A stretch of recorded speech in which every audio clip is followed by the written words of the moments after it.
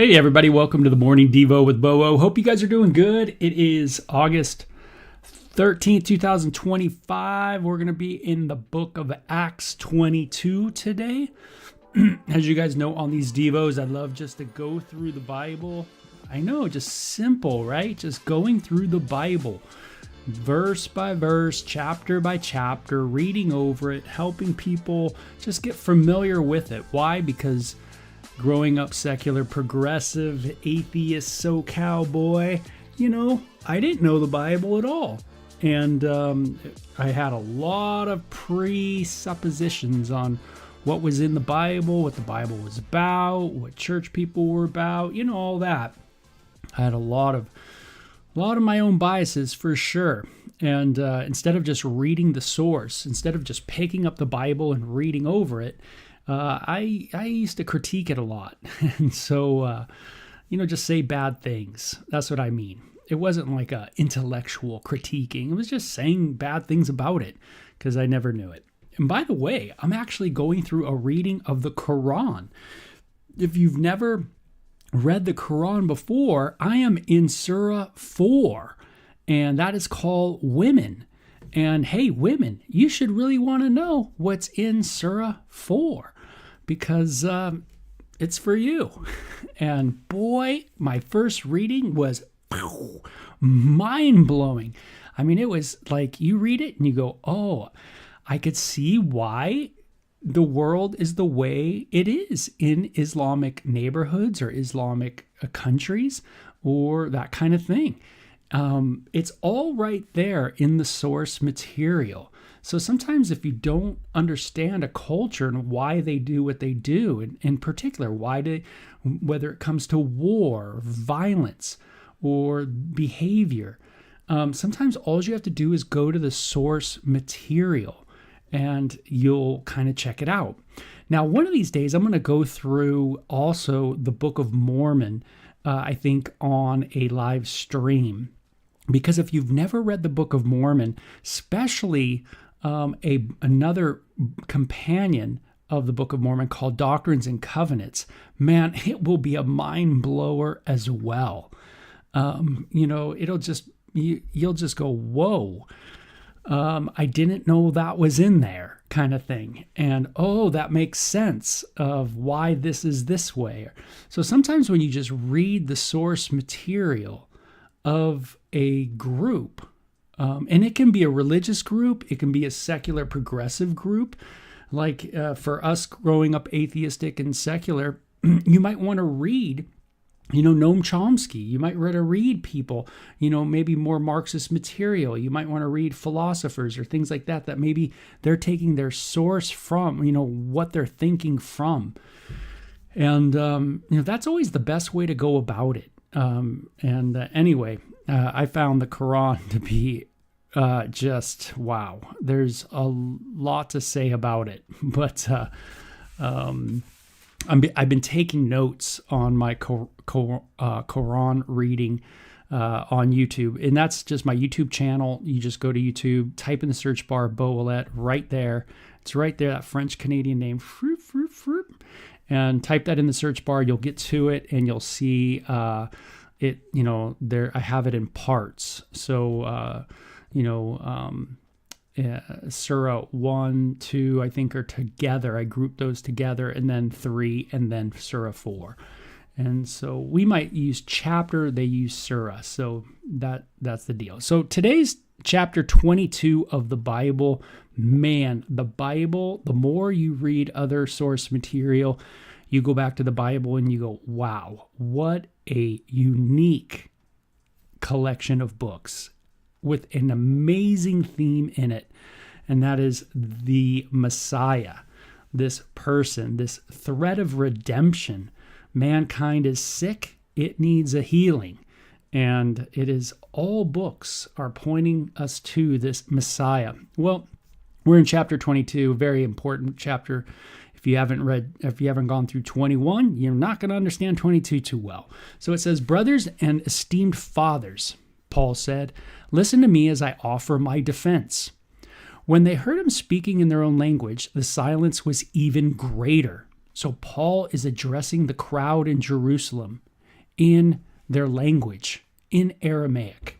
And he says, then Paul said, I am a Jew born of Tarsus, a city in Cilicia, and I was brought up and educated here in Jerusalem with Gamaliel. As a student, I was carefully trained in our Jewish laws and custom, and I became very zealous to honor God in everything I did, just like all of you today. And I persecuted the followers of the way. That was the word, the term for the Christians. And it says, hounding some to death, arresting both men and women, and throwing them in prison. The high priest and the whole council of elders can testify that this is so. For I received letters from them to our Jewish brothers in Damascus, authorizing me to bring the followers of the way from there to Jerusalem in chains to be punished.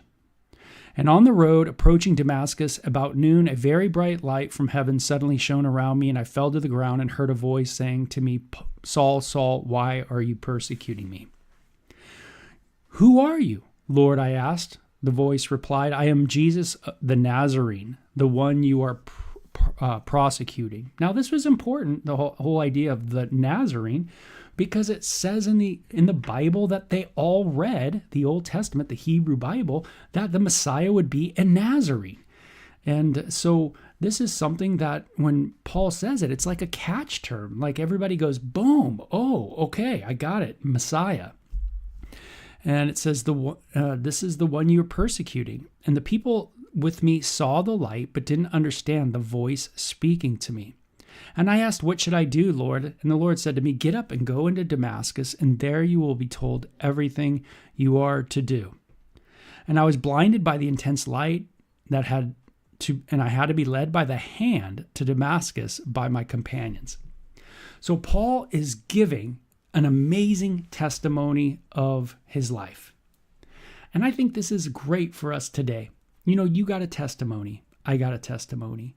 Maybe you don't have a testimony. Maybe today will be your testimony. You know, the day that you kind of receive Messiah, and you'll then have a testimony of how you came to know the Messiah.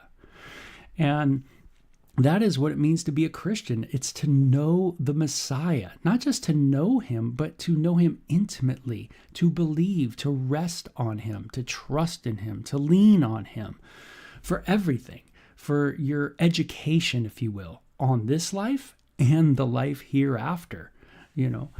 And, I love that Paul starts off by sharing kind of who he is, how he grew up, what it was like, you know, where he studied, where he went to university, what did he do as this Pharisee? You know, what was his life like? You know, notice he gets into the not so good either.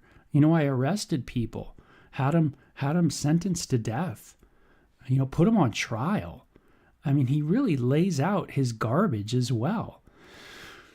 And this is part of your testimony, is laying out kind of, you know, your background. Hey, this is what my background is. This is kind of what I, you know, have been around. And this is what God did. You know, and it's kind of neat. You talk about what happened. What was it like before? You know, what happened when you encountered Jesus? And now what's going on?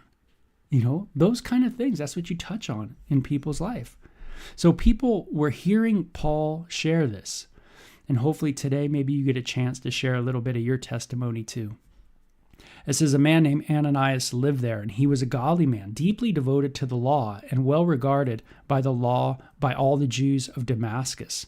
And he came and stood beside me and said, Brother Saul, regain your sight. And that very moment I could see him.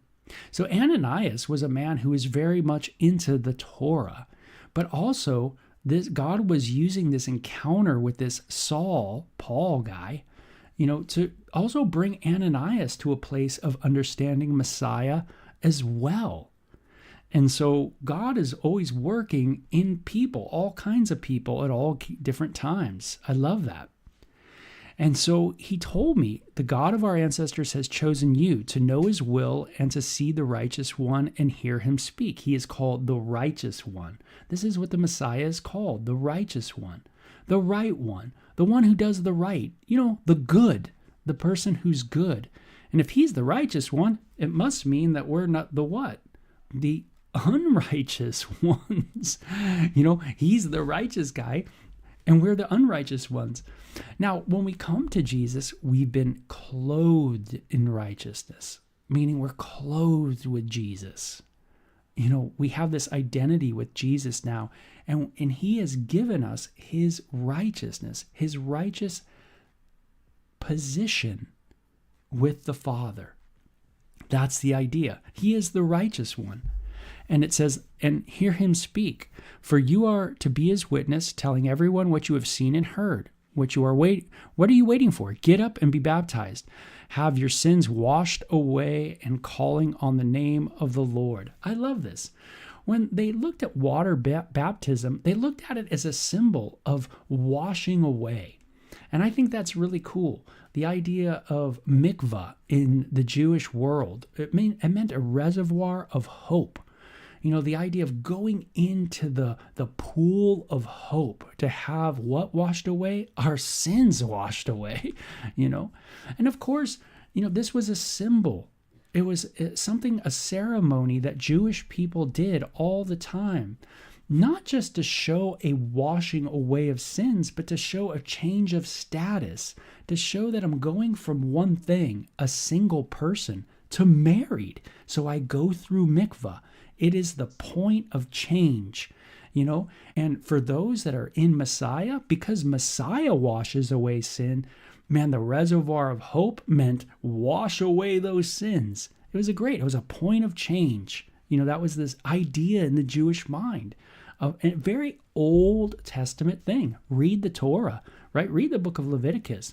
Read the second part of Exodus.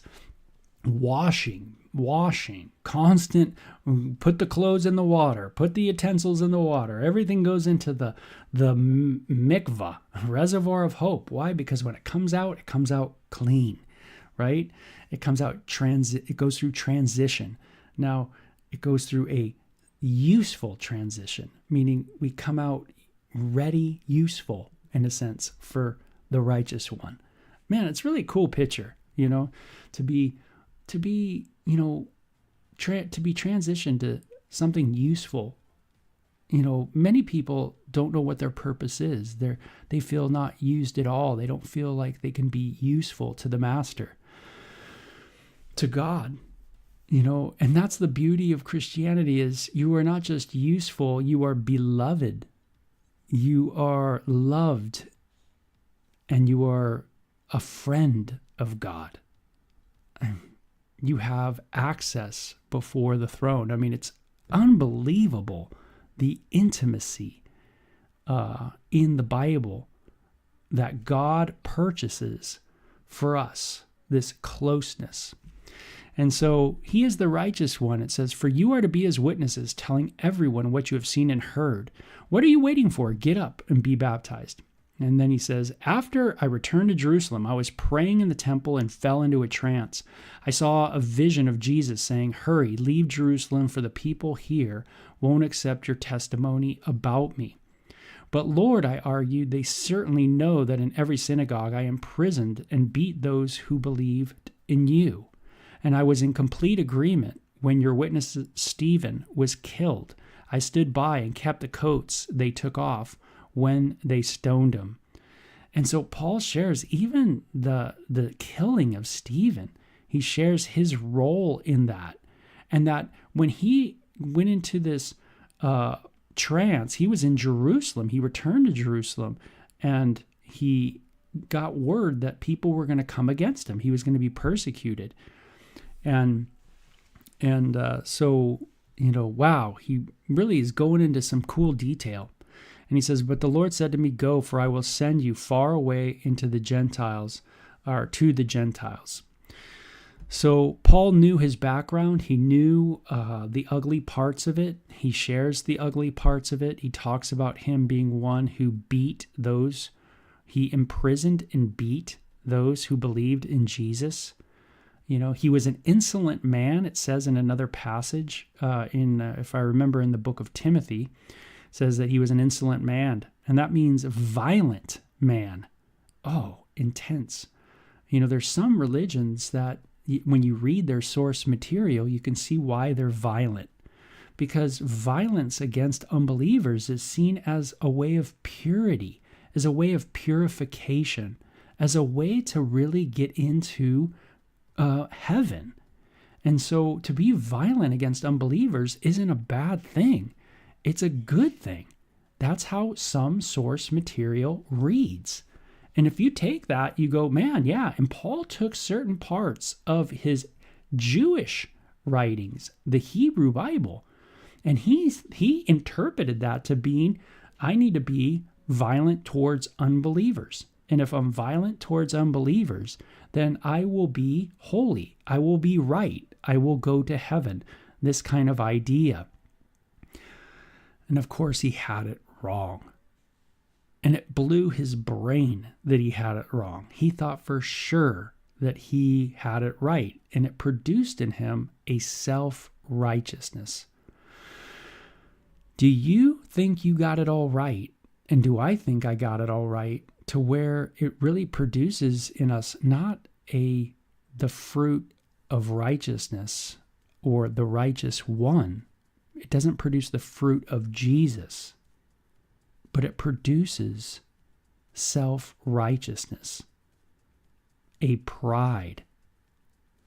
How many of us Christians think that we're really on the right track when really we are just puffed up and proud, just like Paul was before his conversion, where you see that you think you got it together and you're doing things right, but really you are an insolent person filled with hate and anger. And the New Testament says some radical things. John says it in 1 John. If you say that you love God and you hate your brother, the truth is not in you, bro.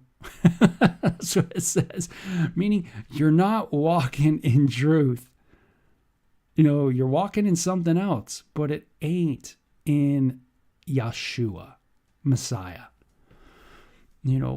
Yeah, we can be insolent. We can be violent too, as Paul talks about in his own life. And it says the crowd listened unto Paul until Paul said that word. Then they all began to shout, "Away with such a fellow. He isn't fit to live." They yelled, threw off their coats, and tossed handfuls of dust in their air. What did he say? He says, "I will send you far away." This is what Yeshua told me. This is what Jesus told me. Hey, I'm going to send you far away to the Gentiles. And at that, boom, man, eruption. What are you talking about, Gentiles? Man, it's about us. It's about us. It's about Israel. It's about Judaism. Man, it's about the law. It's about observing the law and hating those unbelievers. This is what was in the mind of Judaism. And unfortunately, this corruption was passed on to many, many kinds of people where their religions kind of became the same kind of way, where there was a hatred towards the unbeliever, a disgust, and it just oozed out of Israel into other people, and you could see this happening, right? The Gentiles, and then they freak out.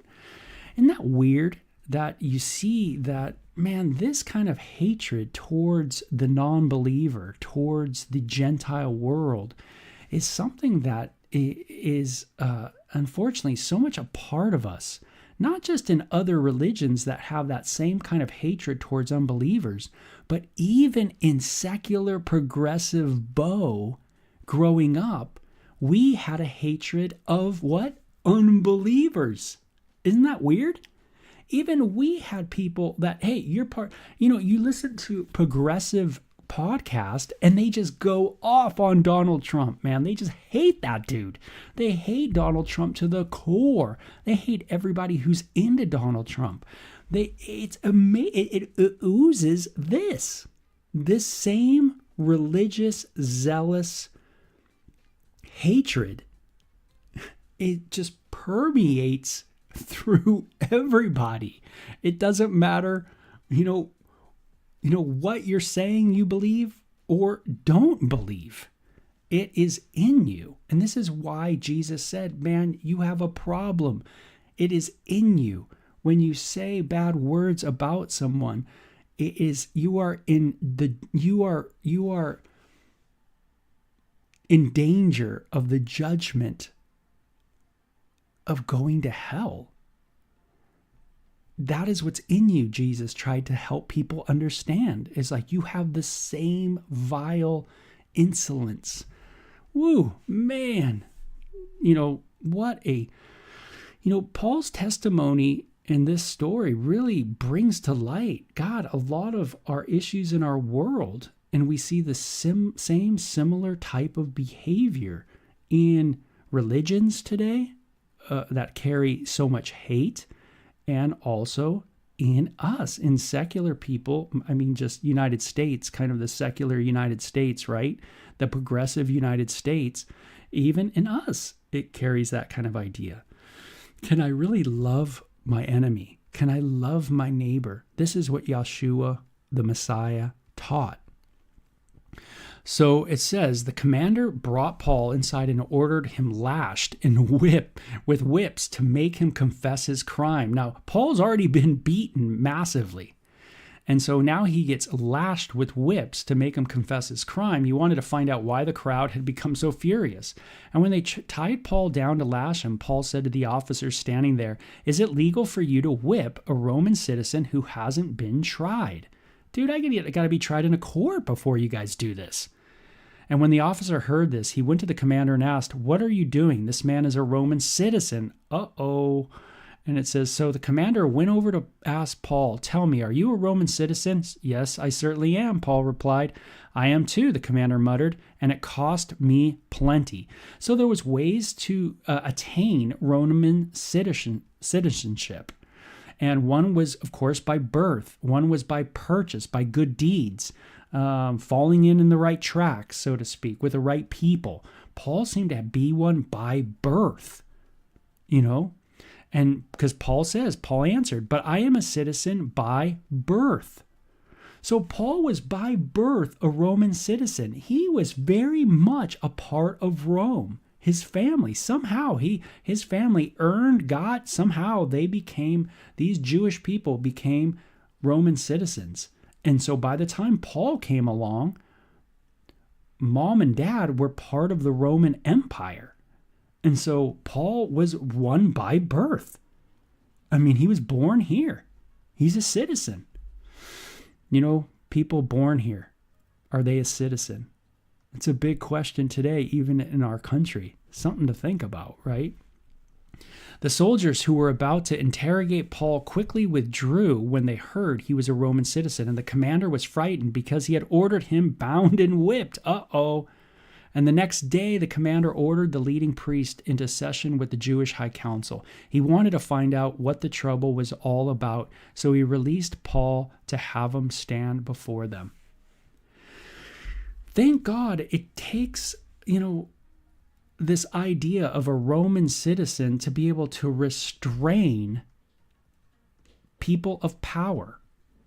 If you don't have a certain position in a society, a citizenship, a legal right to be there, anything goes, man. The power structure can do whatever they want, with you. And man, that is a scary thing. Just think if Paul wasn't a Roman citizen. I mean, Rome, with its power, could say this guy has no legal citizenship. He does not afford the rights that our citizens have. We can treat him any way we want. And they could have done whatever they wanted to him. But Paul says, no, I am a Roman citizen. I am afforded the legal right of the laws of this land. I am afforded that. And so I deserve to be tried before I am beaten. Man, the way this world works, right? It's so sad. We just can't treat people right. Even people that are legally afforded, rights don't get treated right too in a country. So you can see we're trying as human beings to get things right. We're trying to do things kind of right. We're trying to get things somewhat together, but we can't seem to do it right. Romans beat another Roman, and then they figure out he's a Roman by birth, and they go, uh-oh, we made a mistake. I'm glad they backtracked, and I think that's a good thing for me to know, is maybe there's mistakes that I make that I'm going to have to backtrack on and go, oh, you know what, did the wrong thing. That's something we don't do good as human beings. We don't tend to, hey, we just went through 5 years of crazy crazy government craziness, firing people getting fired from all over, people getting kicked out of the military, people, no longer able to have jobs, all kinds of things because government overreach. But I don't see anybody coming out and saying, I'm sorry. I don't see anybody going, you know what? Gosh, you know what? We really didn't afford you guys your legal rights. We literally got you guys fired, sorry. We made a mistake. We did the wrong thing. We overreached. You guys were citizens, but yet you still weren't even able to make a living without doing what we told you have to do. And, and we just kind of made things up as we went, like day by day. I mean, it's just unbelievable. You can see how this kind of action against Paul just is part of our current world, right? Yeah, you're a citizen, but does it really afford you the rights? Something to think about. Hey, Laura, I hope you're doing better. Feeling much better too. Praying for Sean, praying for Jerry, praying for Ella, praying for so many people, right? We got a lot of people to be praying for. Christine, I know I got a prayer request for her. So many people. I just think of so many people to be praying for. So anyway, you guys have a great day. That's Acts 22 in the books. We will talk to you later. Bye-bye.